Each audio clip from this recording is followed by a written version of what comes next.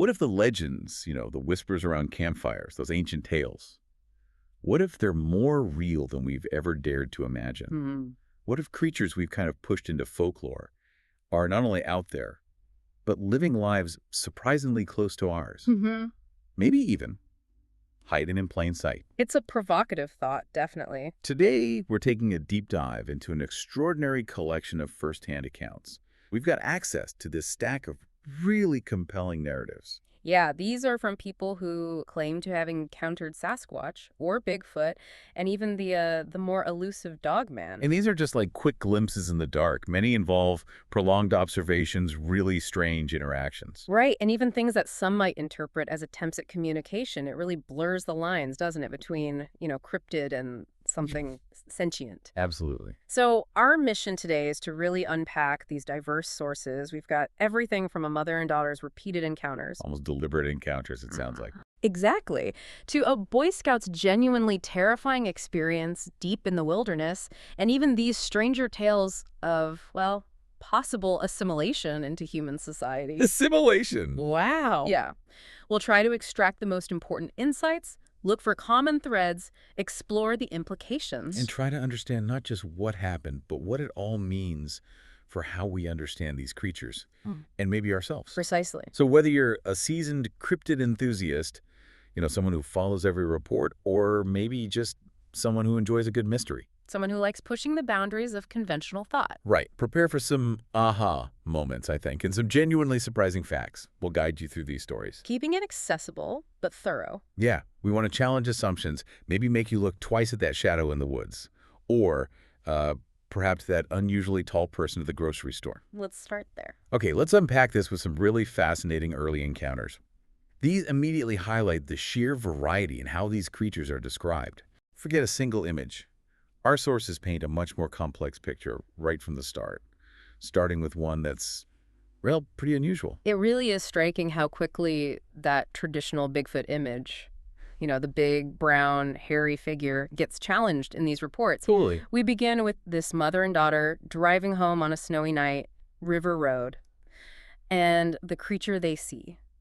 It's not the typical color at all. No.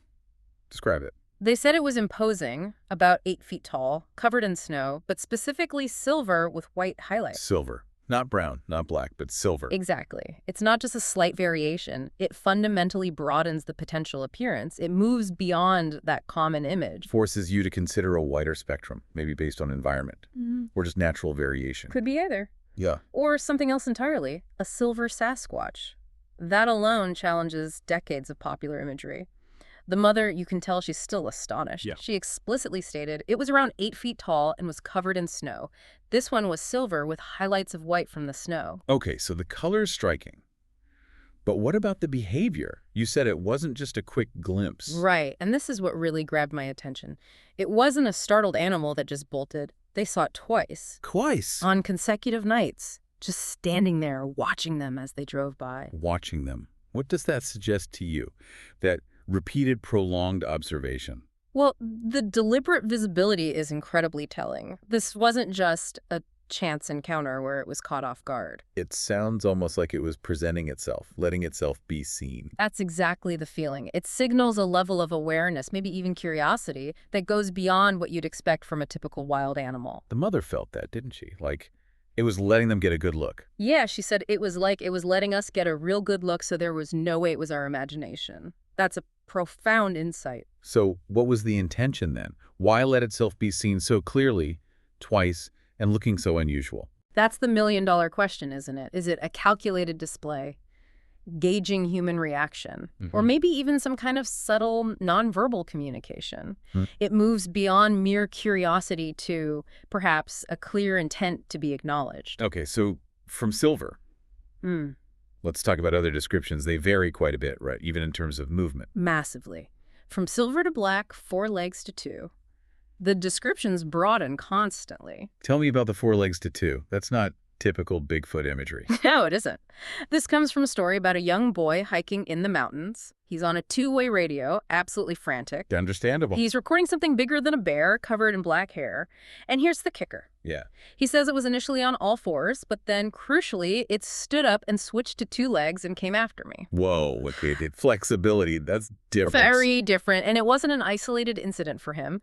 The source mentions local sightings of a large bipedal creature in that area. Right. And the same young man, years later, apparently saw a massive gorilla-like creature chasing a deer. So a consistent presence in his life, this large, black-haired creature seen moving in different ways. Exactly. Observed in different contexts, different postures. It really makes you wonder about their capabilities. That potential for diverse locomotion is, well, it's fascinating. Quadrupedal to bipedal. It suggests incredible adaptability, maybe for speed, maybe for stealth, through dense undergrowth, maybe even intimidation. Standing up to its full height would certainly be intimidating. Absolutely. And if we connect this to the bigger picture of cryptid research, it raises questions. Is this a specific type of Sasquatch? Or are we just seeing capabilities that defy our neat categories? Could it be something else entirely, like maybe blurring into Dogman territory with the four-legged movement? It's possible, though, the sources lean toward Sasquatch here with the large bipedal creature description locally, but that initial all-fours movement, especially during a chase, it hints at something powerful, adaptable, maybe more aggressive than we usually picture. That's a great point about flexibility. It really expands the picture. Then there's the Philmont account. That one sounds genuinely terrifying. Oh, it is. Imagine being 16, lost, disoriented in the New Mexico wilderness. Then you encounter something like this. Exactly. The creature was described simply as massive and hairy, standing quietly next to a tree at the edge of our campsite. Just standing there. Quietly. Quietly. The sheer scale was overwhelming. The boys were paralyzed by fear, couldn't even think about escaping. They just froze. Wow. The source says this thing was just massive, and we were sitting on the ground at a distance too close for comfort. We were sitting ducks. The fear wasn't just what it was, but the overwhelming sense of their own vulnerability. Sitting ducks. Yeah, I can imagine that sheer scale, the intimidation factor. The descriptors massive and hairy fit the general perception, sure. But the emphasis on size, instilling that paralyzing fear, is key. And the stealth aspect you mentioned. That's what's also fascinating and deeply unsettling. They explicitly state, we didn't hear or see it walk up.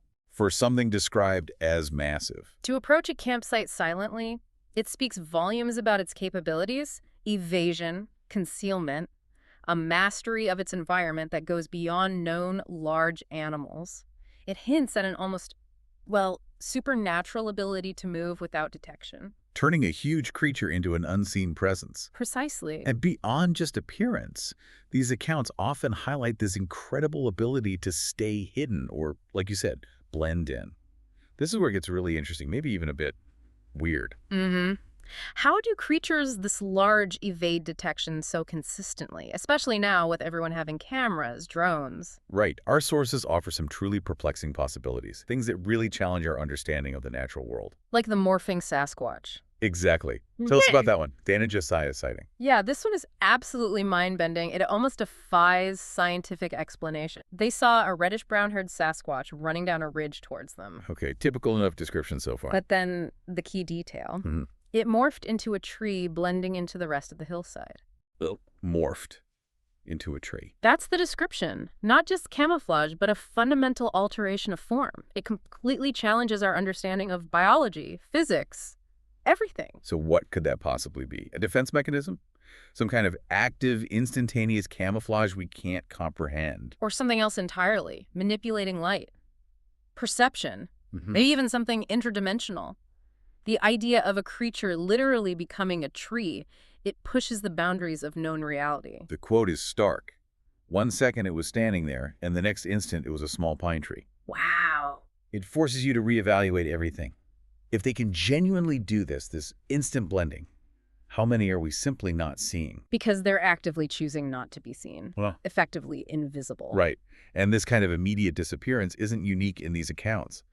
Other stories suggest this highly developed situational awareness, this ability to move without a trace. Even after creating massive disturbances. Exactly.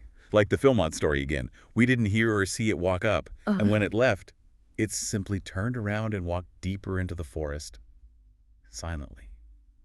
No trace. And the Dr. Pepper incident. Yeah, that's a strange one. Jim leaves the soda outside, it vanishes, and he hears giggling like that of children, but sees nothing. Giggling. That adds another layer of weirdness. Doesn't it? And then Dan's camping trip. Jolted awake by a sound like a bulldozer crashing through the trees, the ground rumbling. With a stampede. Yes, like a stampede of horses or cattle running right at him. Then suddenly, silence, peace. In the aftermath. Nothing. No visible destruction, no tracks, no broken branches, nothing on the trail back. After all that noise and vibration. That is truly incredible. The sheer power implied by the sound of the rumbling, juxtaposed with the complete absence of physical evidence. It's deeply perplexing. This patterned silent approach, silent departure, the ability to create huge auditory events without leaving physical evidence, it's more than baffling. It suggests either a profound mastery of their environment, almost supernatural. Or abilities far beyond our current understanding. Maybe even manipulating our perception. It's possible. The takeaway seems to be that our conventional methods for tracking large animals might be completely inadequate here. They seem to operate beyond the physical limits we assume. And these physical characteristics, this stealth, it paves the way for something even more intriguing, doesn't it? Their apparent intelligence, their capacity for interaction. Yes. Moving beyond just existing as elusive animals, many accounts suggest a creature that's highly intelligent, keenly observant. And even at times, purposefully engaging with humans. This really moves them from cryptid to something more complex. A key aspect here is that mother and daughter again with the silver Sasquatch. Remember, it appeared again the next night. Right, as if it was waiting for us. And then it stopped right in the middle of the road and just stared at us. The mother's interpretation is crucial. It was like it was letting us get a real good look, so there was no way it was our imagination. That suggests real intentionality. The deliberate nature of that second encounter is striking, almost confrontational in its stillness. It suggests an awareness of human thought processes. How so? Well, the source quotes the mother speculating it was almost as if it knew that you two said it was just your imagination and that you were both seeing things. Whoa! How could it possibly know what they discussed privately? Exactly. Unless there's a more sophisticated intelligence at play, maybe something like telepathy or empathy that we don't fully grasp, it points to a creature capable of observing and perhaps even understanding and responding to human thought. The mother said, well, it waited for us to again slow the vehicle, then it walked out into the road. However, this time it stopped right in the middle of the road and just stared at us. That's chilling. It is, and this isn't an isolated incident of just observation. Other stories reveal almost playful or at least curious engagement, even hints of a reciprocal relationship. Like gift-giving. Precisely. That comes up with Dan and Josiah again. They built a teepee structure kind of as a gift to the area's Sasquatch people and left a granola bar on a stump. A gesture. A gesture. Months later, Dan returns and finds a small light blue marble laying next to his sleeping bag. A marble. With a piece of reddish-brown hair embedded inside it. Hair embedded in the marble. Okay, that's specific. And weird. It's more than coincidence, surely. It strongly implies a level of understanding beyond simple animal behavior. Was the marble a reciprocal gift? An acknowledgement? What about the hair? A calling card.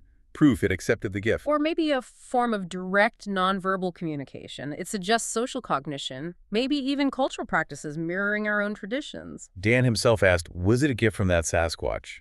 It's a compelling question. It really is. And beyond gifts, they seem to react directly to human presence, even subtle invitations. Josiah's solo hike, that sounds like a whole sequence of interactions. A remarkable escalating sequence, almost too bizarre to fully grasp. After building the teepee, he felt unseen presence. Something was circling him. Creepy. Then, he finds a unique arrowhead mysteriously at his feet. Another potential gift. Or a marker. Hard to say. Then it escalates. Small stones being tossed at the teepee, which then became stones continued to land all around him. Okay, that's definitely interaction. Less subtle now. And then the most inexplicable event. A large piece of tree bark suddenly manifested from thin air right in front of him. Manifested, like appeared out of nowhere. That's the description. It wasn't there, and then it was. It hovered in front of his face briefly, then fell to the ground. That goes beyond just throwing things. That's something else. It implies an ability to manipulate the environment in ways we just don't understand, pushing the boundaries of what seems possible. And later, something heavy was thrown at him when he went back for a camera cab. Yes, prompting him to yell, "I'm just coming back for this," which implies maybe it understood his words, or at least his intent. That sequence. Subtle signs, then direct physical engagement, even reality-bending stuff. It suggests a clear desire for him to leave, maybe, but also understanding. The manifesting bark is the truly bizarre part. Evidence of abilities beyond mere physical presence. Power we can't comprehend. And then there's the invitation story. Someone inviting Sasquatch using their thoughts. Yes. After hearing what sounded like a fawn being killed, this individual decided to invite the Sasquatch to come visit using my thoughts. I sent them an invitation. Telepathically. That's the implication. Months later, a neighbor hears a very loud whoop sound coming down the mountain towards a barking dog. Then silence from the dog, then the whooping, moving back up the mountain. And the person who sent the invitation believed this was a response. Yes, a direct response. Wow. Okay. The concept of a telepathic invitation, getting a clear auditory response, that's significant. It implies a nonverbal mental connection, a specific form of communication that bypasses our usual senses. If they can perceive and respond to thoughts, that changes everything about potential interaction. It does. The whooping becomes less a primal call, more a deliberate message, a confirmation maybe. It makes you wonder, if they have these abilities, how much are they observing or influencing without our knowledge? I sent them an invitation. She told me it was a very loud whoop sound, heading down the mountain slope toward a barking dog. Yeah. Then the dog fell silent. These interactions, they move beyond simple observation into something really complex, almost human-like intelligence. And potentially even family units. That's another layer. Right. Many accounts suggest they aren't just solitary creatures, but live in family groups, showing care for young. The dumpster incident with Tammy and Jim is a compelling example of that sophisticated behavior. Tell us about that one. They saw an 8-9-foot Sasquatch at their dumpster. But it wasn't just rummaging. It unlocked the lids, shuffled through trash carefully. Unlocked the lids, like figured out the mechanism. Apparently. Then, after Jim yelled at it, it put the lids back neatly and left. Put the lids back. Okay, that's polite for a Sasquatch. Right. But the next morning, their daughter Sarah's broken rocking horse was missing from the dumpster. A broken toy. Not food, but a toy. Exactly. Later, their son Billy asked these really poignant questions. Why would a Bigfoot take a human toy? And do you think their children play at human playgrounds? Wow. Kids cut right to it, don't they? They do. And Jim and Tammy started thinking maybe it was the father of a young Sasquatch. Taking a toy for its own kid. That's the interpretation. The actions are so specific: unlocking, relocking, not making a mess, taking a child's toy. It suggests intelligence and purpose beyond just scavenging. It hints at familial bonds, parental instincts. Jim concluded, what was important was that it may have been the father of a young Sasquatch and that there could be a family of them nearby. That implies a whole social structure. It does, and the idea of Sasquatch children pops up again in Billy's own encounter in the snow. The same boy. The same boy. He's alone, and small branches and sticks started landing in the snow in front of him. A subtle interaction. Like someone trying to get his attention. Possibly. When he ran into the woods, the sticks stopped, and then he distinctly heard kids giggling. Giggling. In the woods. After a snow. His question exactly. He asked his mom, do you think it could have been that Bigfoot's children? It reinforces that idea of juvenile Sasquatch maybe being curious, playful. A non-aggressive form of engagement, learning about humans, perhaps? I heard kids giggling. Well, what could kids be doing way out there? Billy's question makes perfect sense. It adds this whole new layer, not just individuals, but communities, families, different age groups. So are these encounters curiosity, warnings, attempts to play or communicate?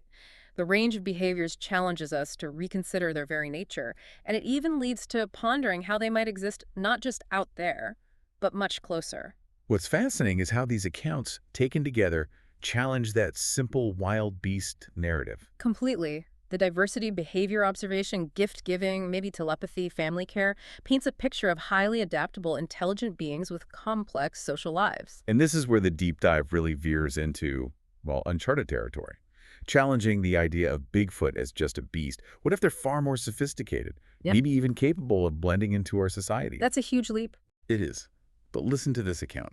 The host of the source describes meeting a man in a parking lot whose business was named Bigfoot, ironically, because his baby had big feet. Okay. This man initially dismissed the whole idea of Sasquatch, laughed it off. But after hearing the host had apparently interacted with him in 5 different states, the man hesitated and then revealed his own experiences. Ah, the classic hesitant reveal. Exactly. And he distinguished between two types of Sasquatch. He said the typical large, hairy creature, and then a very human-like type. Human-like. Yeah, he described them as they don't have much hair at all and look more like us than the first type, but they're still large like the hairy ones and have feet larger than ours. Wow. Okay, that distinction, hairy versus human-like, that's crucial. Groundbreaking, almost. Right. It's just a spectrum of appearance, not just one uniform species. Could this account for the wildly different descriptions we hear, ape-like versus almost Neanderthal-looking? It offers a possible explanation, maybe divergent evolution, or even different but related species under the Bigfoot umbrella. It forces us to reconsider our simple classifications. The quote is, I've seen a couple of different types. The first type is the typical large, hairy creature, and the second is, well, very human-like. They don't have much hair at all and look more like us. That's a major concept shift. It absolutely is.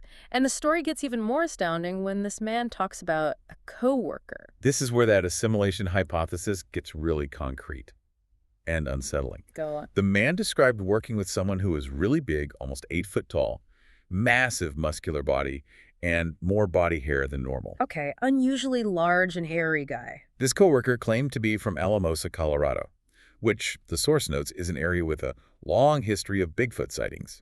A potential coded hint, like, I'm from Bigfoot country. Possibly. He wore custom-made shoes and clothes for himself and his family. And get this, he apparently shaved a lot, too, like his whole body. Saved his whole body to blend in better. Presumably.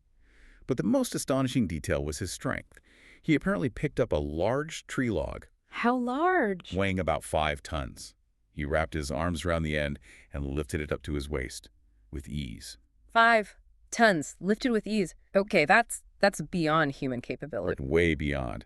The source emphasizes it weighed about 5 tons. He just picked it up and moved it with ease. And the detail about shaving his whole body, it paints this vivid picture of conscious effort to hide his true nature. So this account presents a Sasquatch not just hiding in the woods, but actively working among humans, concealing its identity. That's the implication. The custom clothes, the shaving, the impossible strength. It points to an intelligent being adapting to human society while retaining its inherent extraordinary capabilities. It's not just blending, it's conscious integration and concealment. That Alamosa reference feels very deliberate now. Right. A subtle nod to his origins without saying, I'm Bigfoot. Yeah. It makes you ask, how many others could there be, living and working among us undetected? And what does that do to our definitions of human and non-human? It fundamentally challenges our perception of reality. What's fascinating is the explicit suggestion from the sources. What if Bigfoot can blend into our environment too? This leads us to the profound implications. Yeah, if we connect this to the bigger picture, assimilation moves them from cryptid in the woods to a potential hidden population actively engaging with our society. Not just avoiding it. Right. The source explicitly asks, what if they can blend into our environment too? What would they do for a living? How would they interact with neighbors? It even brings up the Munsters and Addams Family TV shows. A humorous analogy, but it highlights the strangeness, the potential friction of trying to fit in when you're fundamentally different. Imagine the challenges. Getting ID, navigating social norms, maintaining that facade while having super strength or maybe other abilities. The source also notes, if someone claims to have spent time living with Bigfoot, is it possible for Bigfoot to assimilate? Reports of people being kidnapped or going willingly are rare. Could the opposite be possible? What if this man's story is true? It raises that core question. If this is true, what does it mean for our understanding of human versus non-human? How would we ever know? It challenges our perceptions, our biases. Could we be encountering them and just dismissing them as unusually large or hairy or just eccentric because the alternative is too much to process? The social, ethical, scientific implications, they're immense. A hidden, sentient, non-human population. It redefines biodiversity, intelligence, our place in the world. What would our responsibility be, theirs to us? If that veil was ever lifted, would it be acceptance, fear, study? It forces a complete reevaluation of consciousness on this planet. Now, while we focus a lot on Sasquatch, the sources also touch on another creature, one that seems to embody something more primal, terrifying even. Ah, the dogman. The dogman. While Sasquatch often has this air of mystery, maybe even curiosity, dogman emerges with a distinct feeling of threat. Indeed. The contrast is stark. Sasquatch encounters might involve observation, curiosity, maybe gifts. Dogman reports, they consistently lean towards primal terror. Like the Texas werewolf report. Exactly. A couple learns from a friend about a neighbor reporting a werewolf walking upright through the field. Oh, werewolf. That's the term used. And this happened in North Texas, not far from the Oklahoma border, an area known for dogman sightings. So local folklore meets the modern dogman phenomenon. Right. This isn't about a creature leaving you a marble. This inspires immediate visceral fear, ancient fears of predators, the unknown. Evidently, our neighbor reported a werewolf walking upright through the field, but this report got dismissed, didn't it? It did. Due to the neighbor's criminal background and known drug use, authorities apparently suspect the incident was likely written off as substance-induced hallucination. Despite the area being a hot spot for sightings. Correct. It's a recurring challenge. Witness credibility versus the extraordinary nature of the claim. It raises that question again. How do we weigh credibility when the phenomenon itself is so far outside the norm? And the dogman itself, the descriptions usually imply more aggression, right? Generally, yes. More aggressive posture, predatory intent. Encounters often involve direct eye contact, menacing stances, growls, even active pursuit. That sense of being hunted is a critical differentiator from many Sasquatch reports. So the immediate jump to hallucination, instead of investigating, even with local lore, it shows that societal gatekeeping. It really does. It's easier to dismiss based on the witness profile than confront the possibility of an unknown predator. This shift in tone from curious Sasquatch to terrifying dogman and official dismissal underscores the different challenges these creatures present. Dogman stories leave witnesses with a deep-seated fear, feeling they escape something truly malevolent. Okay, let's unpack the psychological impact of these encounters. Witnessing something so outside reality, it must be deeply unsettling. Profoundly. It often leads to self-doubt, fear, even trauma. We see this illustrated really powerfully. Like the mother and daughter with the silver Sasquatch. They saw it clearly, both agreed, but still concluded it was their imagination the first night.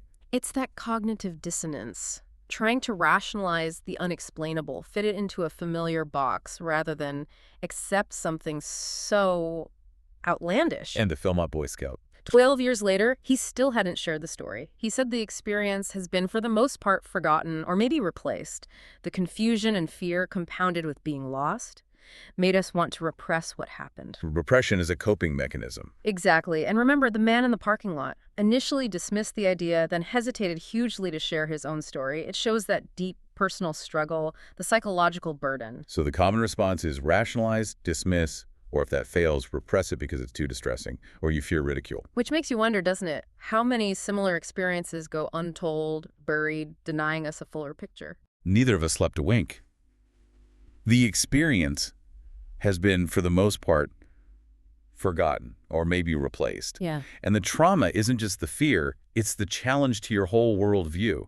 That's isolating. This is where validation becomes so incredibly powerful, a lifeline. Like the friend who saw the black Sasquatch across the river. Yes. He stayed silent for 3 years. Didn't know what to say. He said he needed time to think about what I really saw and if it really was a Sasquatch. He was grappling with it internally. But then something changed. He started listening to other people's stories. And that gave him, in his words, the courage and confidence to finally talk about his own experience. And it made him rethink past events too, right? Fascinatingly, yes, he searched his memories and reinterpreted things. A smack on water by a beaver's tail became a potential tree knock. A huge tree crashing seemed like a possible Sasquatch presence. Things he'd dismissed before. Triggered by hearing similar accounts. I can't believe you didn't tell me about this for 3 years, the host recounts. The friend's initial thought, his mind told him it was probably just a beaver, even though he knew they didn't have beaver, perfectly shows that internal struggle, seeing versus rationalizing.